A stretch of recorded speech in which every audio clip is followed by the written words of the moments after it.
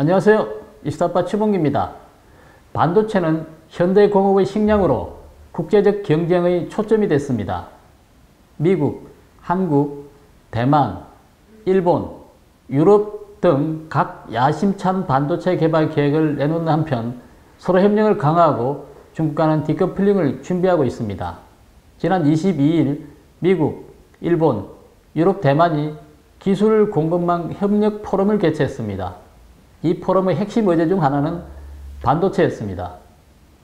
이로써 반도체는 서방이 중국을 견제하는 예리한 무기가 됐음을 알 수가 있습니다. 베이징 당국이 서방과 경제적, 과학기술적을 본격화한다면 반도체 분야는 주요 전장이 될 것이고 중국은 거의 반격할 힘이 없어질 것입니다. 2020년에 시작된 코로나19가 전 세계를 휩쓸고 있습니다. 글로벌 공급망에 막대한 지장을 초래하게 되자 세계 각국의 세계화에 대한 인식이 크게 바뀌었고 다국적 기업과 여러 나라 정부는 글로벌 공급망 정책을 심도 있게 논의하고 조정해 왔습니다. 탈중국화가 하나의 흐름 또는 추세로 자리 잡고 있습니다. 그 중에서도 반도체 산업이 가장 두드러졌는데요. 전 세계적인 반도체 공급 부족 현상이 이런 추세를 가속화하는 데 한몫을 했습니다. 반도체와 관련한 주요 나라, 즉 미국, 한국, 일본, 유럽, 대만의 현황과 향후 사업 계획 등을 자세하게 살펴보도록 하겠습니다. 먼저 미국입니다. 미국에 본사를 둔 회사들이 전 세계 반도체 매출의 절반 가까이를 차지하고 있었는데 2020년 미국의 반도체 생산 규모는 전 세계 생산량의 약 12%로 떨어졌습니다. 1990년대의 30%에 비해 크게 떨어진 수치입니다. 바이든 행정부는 동맹국들과의 협력하는 한편 반도체 리쇼링, 즉 제조업의 미국 회귀를 추진해 반도체 기술의 주도권을 다시 잡으려고 합니다. 바이든 행정부가 추진하는 반도체 투자 규모는 1000억 달러가 넘습니다. 지난 3월 24일 세계 최대 반도체 기업인 인텔은 미국 애리조나주에 200억 달러를 투자하여 신규 반도체 칩 제조 공장 2곳을 건설에 착공했고 2024년 본격 생산에 들어간다는 계획을 내놓고 있습니다. 그리고 4월 12일 바이든 대통령은 화상으로 반도체 공급망 복원에 대한 최고 경영자 회의를 주재하고 중국과 마찬가지로 반도체 투자를 늘리겠다고 강조했었습니다. 6월 8일에는 미국 연방 상원이 미국 혁신과 경쟁법을 통과시켰습니다. 이 법안은 향후 5년간 미국 첨단 산업 분야의 투자 확대가 이루어지기를 희망하면서 2,500억 달러에 이르는 예산을 편성했습니다. 다음은 우리나라 대한민국입니다. 잘 알고 계시다시피 대한민국은 세계 최대의 메모리 반도체 제조국이자 세계 2위 반도체 파운드리 공장을 보유하고 있습니다. 지난 5월 13일 한국 정부는 2030년까지 10년에 걸쳐서 약 4,500억 달러를 투자해 세계 최대 반도체 제조 산업 중심지로 만들겠다는 계획을 발표했습니다. 한국의 반도체 산업 투자 계획은 그동안 주로 삼성 등 민간 기업이 주도했는데 앞으로도 민간 기업이 계속 주도할 것으로 보입니다. 한국 정부는 민간 기업에 보조금, 세금 감면, 인프라 지원 등의 정책 지원을 할 계획인 것으로 알려졌습니다. 또 한국과 미국이 손잡고 미국 텍사스주 오스틴에 177억 달러를 들여 새로운 반도체 파운드리 공장을 짓기로 했습니다. 현재 삼성은 최고 경영자 구속이 장기화되면서 반도체 산업 위기라는 의견도 있고 현재 전 세계적으로 벌어지고 있는 반도체 동맹 속에서 절호의 기회라는 의견도 있습니다. 다음은 일본입니다. 일본 정부는 미래의 반도체 발전을 식량이나 안전한 수자원 확보만큼이나 중요한 국가 프로젝트로 간주하고 반도체 강국지위를 다시 되찾을 계획을 내놓고 있습니다. 블룸버그 자료에 따르면 일본의 반도체 매출액은 1988년 전 세계 50%에서 2019년 10%로 떨어졌다고 합니다. 지난 6월 4일 일본 경제산업성은 일본 내 생산 능력 확대를 목표로 반도체 산업 전략을 발표했습니다. 여기에는 일본은 다른 나라와의 협력을 강화해 첨단 반도체 제조 기술을 개발하고 생산 능력을 확보하는 특별 조치가 포함되어 있다고 합니다.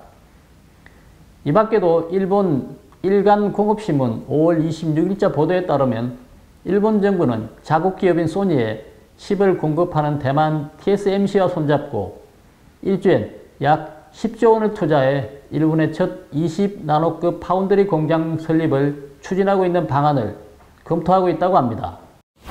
다음은 유럽입니다.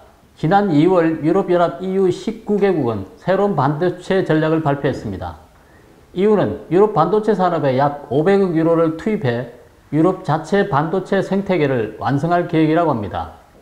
EU는 또 2030년까지 반도체 시장 점유율을 2배로 늘리겠다는 목표를 갖고 있다고 하는데, 이는 전 세계 반도체 시장의 20%에 해당하는 수치입니다. 또한 최첨단 반도체 공정인 2나노 반도체를 생산할 수 있는 능력도 갖출 계획이라고 합니다. EU는 반도체 동맹 결성도 고려하고 있다고 하는데요. 현재 ASML, NXP, STM, 인피니온 등 유럽 반도체 회사들의 가입을 검토 중이라고 합니다.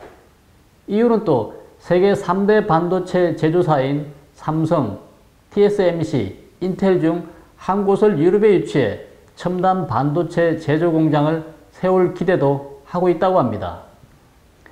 지난 5월 19일 티에리 브레튼 EU 내수시장 담당 위원은 필요한 자금은 EU가 추진 중인 몇몇 프로젝트에서 나올 수 있다고 했습니다.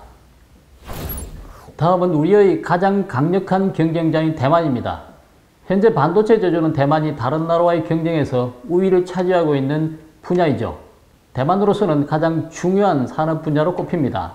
시장조사업체 트렌드포스가 발표한 최근 조사에 따르면 2021년 글로벌 웨이프 파운드리 시장의 64%를 대만이 차지하고 있고, 대만 회사 중에서도 TSMC가 그 대부분을 차지하고 있다고 합니다.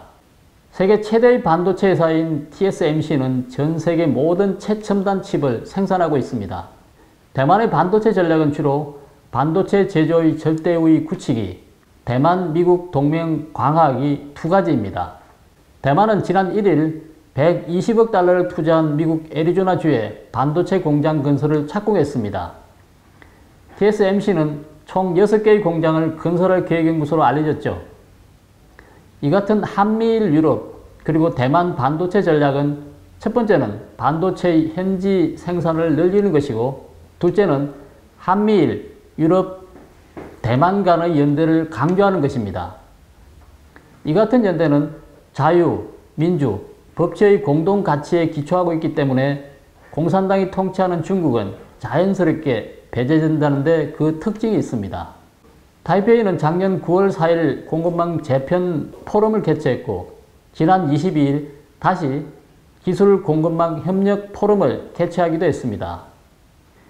이번 포럼에 미국, 일본, 유럽이 모두 참가했습니다. 이는 반도체 산업을 중심으로 한 탈중국화가 순차적으로 추진되고 있음을 의미합니다. 중국 반도체 산업은 2004년에서 2019년 사이 무려 14배 가까이 고속 성장했고, 열해 동안 성장률을 평균으로 환산하는 연평균 복합 성장률은 19.2%로 전 세계 연평균 복합 성장률 4.5%보다 훨씬 높았습니다.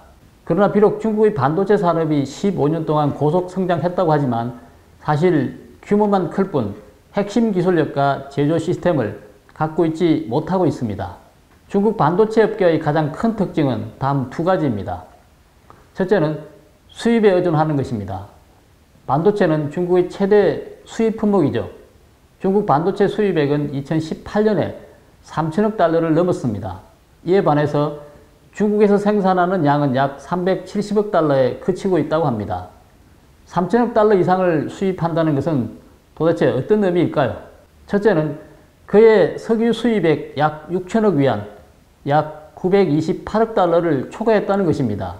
당시 중국의 석유 대외 의존도는 70%에 달했습니다. 다음 두 번째는 중국의 공식 군사비 예산 11,069억 5,100만 위안, 약 1,712억 달러를 훨씬 뛰어넘는다는 것입니다. 다음 세 번째는 전 세계 반도체 시장 규모가 4,690억 달러인데 그중 세계 반도체의 67%가량을 중국인들이 매수해 간다는 점입니다. 이상은 2018년 수치이지만 2020년 반도체 수입액이 3,800억 달러 정도로 늘었습니다. 더 흥미로운 점은 2018년 중국이 3,120억 달러에 해당하는 칩을 수입해 그중 1,700억 달러 칩을 완성품으로 조립해서 다시 해외로 수출했다는 점입니다.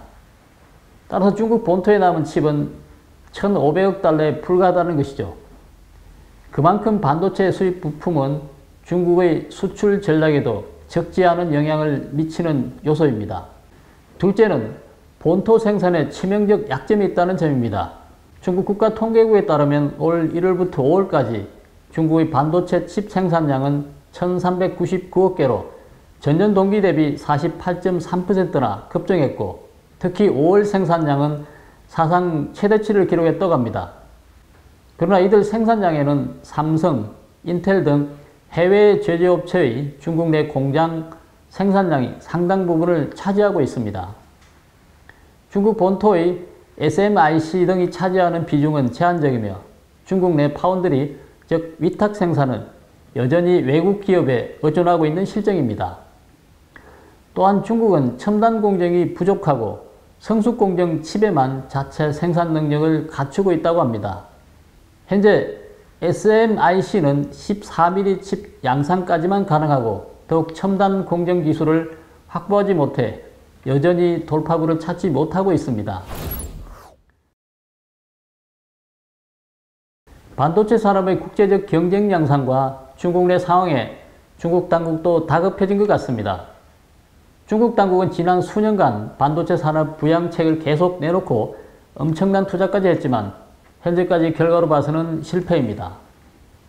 블룸버그 통신은 지난해 9월 베이징이 2025년까지 9조 5천억 위안, 즉 1조 4천억 달러를 투자해 중국 칩을 개발하는 정책을 준비하고 있다고 보도했었습니다. 중국은 이 프로젝트를 원자폭탄을 제조하는 것처럼 최우선 순위에 두었다고 합니다. 하지만 이 새로운 정책은 실패할 수밖에 없을 것으로 보입니다. 그 첫 번째 이유는 반도체 산업의 대약진으로 업계의 혼란을 불러왔다는 점입니다. 중국은 1년 동안 100억 위안 약 15만 4,800달러에 이르는 반도체 프로젝트 6개가 중단되었습니다. 그리고 두 번째는 중국 공산당의 커벅길에서 속도를 내서 경쟁자를 추월한다는 만도초차 정책은 매우 전략적이지만 상당한 모험이었습니다. 특히 류허 부총재가 중국 내 반도체 제조사가 미국의 전방위적인 제재를 극복할 수 있도록 지원하는 핵심 프로젝트를 맡고 있다고 합니다. 이 프로젝트의 핵심은 전통적인 실리콘 웨이퍼 기반의 기술에서 벗어나 신소재로 만들어진 제3세대 반도체로 직행하는 데 그 초점이 맞춰져 있습니다. 현재 제3세대 반도체는 시작된 지 얼마 되지 않아 중국으로서는 반도체 선진국과 수준차가 크지 않다고 보는 것 같습니다. 그런데 중국 당국이 한 가지 중요한 점을 간과하고 있습니다. 반도체 기술은 하루가 다르게 발전하고 있지만 그 발전 속도가 워낙 빨라서 실패할 확률도 그만큼 높다는 점입니다. 어제만 있다고 되는 게 아니고 제반 여건이 따라주지 않으면 성공하기 어렵죠.